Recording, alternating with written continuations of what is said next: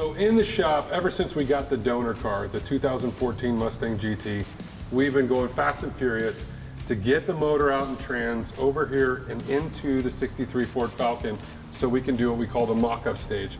We were lucky enough with this car that it originally had a Coyote in it. The guy before us put a Coyote in it, and Eric actually reached out to him and got the motor mounts. Yeah, I got lucky. He was actually going to throw them away, and I reached out to him just before he tossed them. And he said, yeah, I've got them, and he sent them to us. So we were able to get all this hooked up without having to make our own. Which saved us a lot of time. Yeah. But what's most important about this is because we are taking every, I want to say nook and cranny, it's like an English muffin over there, that Mustang, but we're taking every piece we can and integrating it into this 63 Ford Falcon. It was so important for us to get the motor in here so we can make sure we got the right hood clearance, because we are going to be supercharging this bad boy, so it's even going to be sticking up farther than you see here. And it's also important because I want to use as many factory pieces as possible, because when you're building a Frankenstein, if you can use more factory equipment, it just kind of goes together, and that's what we talked about today with the radiator. The less unknowns, the better. Yeah, and it would be so easy for us to order an aftermarket radiator for this and stick it in there, but using the factory one's already got all the plugs, everything that we need that we know is going to work with this motor. Yeah, that we already know. We'll have to order a new one though, of course, because this one is toast. Yeah, but it's good for the mock-up. But yeah, I can put it in and figure out where we're going with that. I can put it in there and make sure everything's going to fit at least. So. Now that leads us to our next thing, because one of the things that you guys know about us is we are so excited about building this car, and we don't want to overbuild it, but we don't want to underbuild it either, because it's going to SEMA, and that's going to be the big showtime. Is I wanted to incorporate the factory dash and console from the 2014 Mustang. So lucky for us, we're within millimeters from what the 63 dash is. So if you come over here and take a look at it, right here, we've already started removing the lower part of the dash, and eventually we will cut this out to fit in the new Mustang dash. But while we were in that process, once we got the motor and trans in, we noticed that his aftermarket customized transmission tunnel that he built for this was a little overkill, and with the transmission we're using wasn't exactly lined up correctly. Right, yeah. And we're using as many Mustang parts as we can. So Eric came up with the genius idea, because I want to use the console and the dash from the Mustang.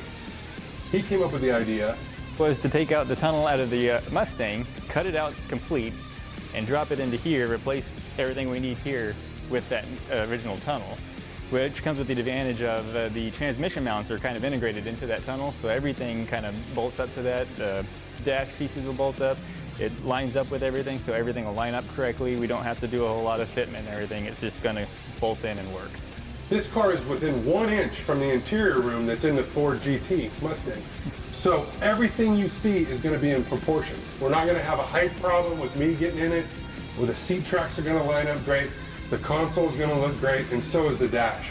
So I'm really looking forward to putting all this together. All right, now we're finished here. It took a lot of time with a lot of cutoff wheels, very carefully. Of course, the fuel tank had to come out first because I didn't want to be cutting around the tank, which was a pain, but this actually came out pretty clean, pretty easy, and you can see the trans mounts there look really good. Once we get all that welded back up into there, I think we're being in really good shape here. Okay, I guess to get kind of an idea of where this is headed. It's headed in the right direction, I can tell you that. Now obviously there's going to be a lot of cutting here before this all fits. Well, we got to get around the roll bar. Yeah, that's the big one, is getting around the roll bar, getting it tucked in there. But what's nice is all the measurements look like we're going to be right on spec right there, just a couple millimeters off from the factory dash. So this is going to be a nice fitment going in. We're going to be able to use all the gauges, all the electronics from the 2014 Mustang.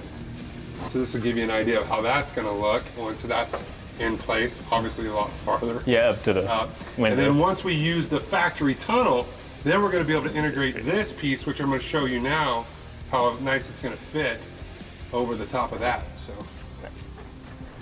this piece will actually go like this through the shifter right here. And once we have the factory tunnel in, it'll actually set the correct height, and it'll look and finish off the whole product on the inside. And that's that kind of Mustang look we're looking for, you know? 1963 meets 2014, only here at Flat Top.